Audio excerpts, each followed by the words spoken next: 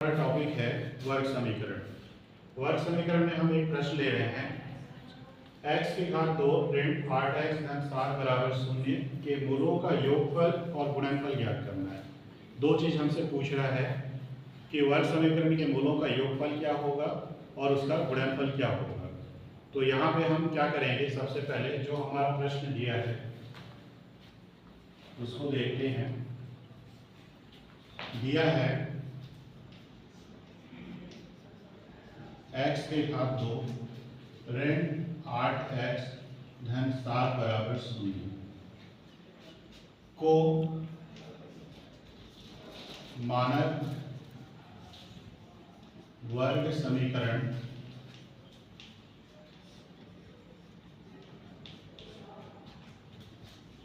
ax square धन bx धन c बराबर 0 से तुलना करने पर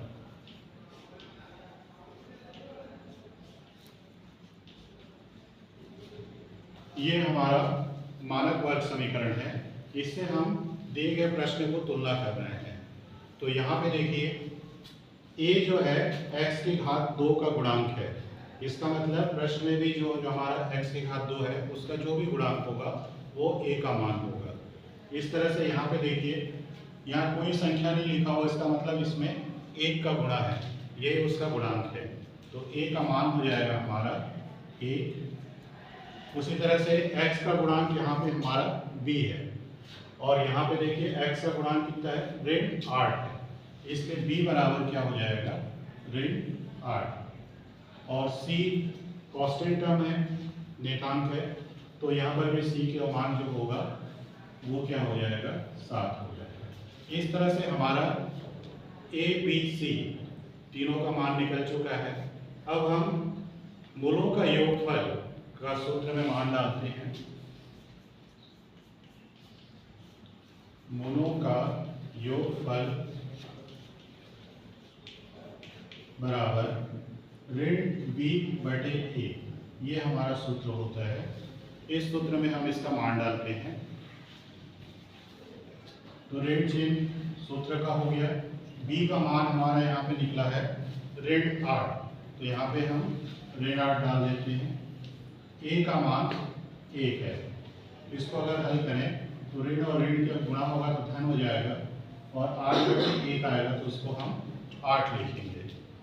अब ये तो हमारा मूलों का योगफल निकल चुका है। अब हम गुणनफल निकालते हैं। तो मूलों का गुणनफल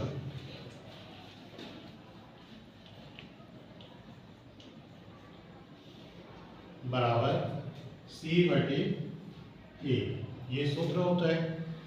तो यहाँ पे हमको c और a का मान डाल देंगे तो हमारा मूलों का गुणनफल निकल आएगा। इसमें मान डालते हैं तो c का मान है हमारा 7, a का मान है 1, तो ये हो जाएगा 7। इस प्रकार से हमारा मूलों का गुणनफल और मूलों का योगफल, ये दोनों चीज़ें निकल गई। यही प्रश्न हमसे पूछ रहा था।